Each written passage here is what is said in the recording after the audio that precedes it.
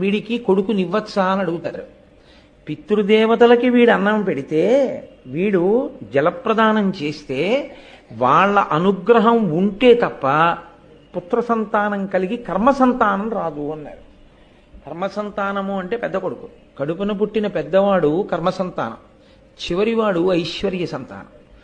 కాబట్టి పెద్ద కొడుకు ఉన్నాడు అంటే ఏమిటంటే తన శరీరం పడిపోయినప్పుడు ఈ శరీరంలో ఉండేటటువంటి పంచభూతములను బ్రహ్మాండములో ఉన్న పంచభూతములలోకి పంపించేసి మళ్ళీ ఇతను ఈ శరీరంలో ఉండగా చేసుకోగలిగాడో చేసుకోలేకపోయాడో అని ఇందులో ఉన్న జీవుణ్ణి తరింపచేయడానికి గయాశ్రాద్ధం పెడతాడు.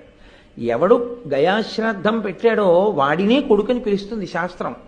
అసలు గయ వెళ్ళి తల్లిదండ్రులకి తద్దినం పెట్టని వాడెవడో వాడు వైదిక మర్యాద ఎందు కొడుకే కాడు. అందుకే అలా పెట్టకపోతే ఏం చేస్తారంటే తద్దినం పెట్టి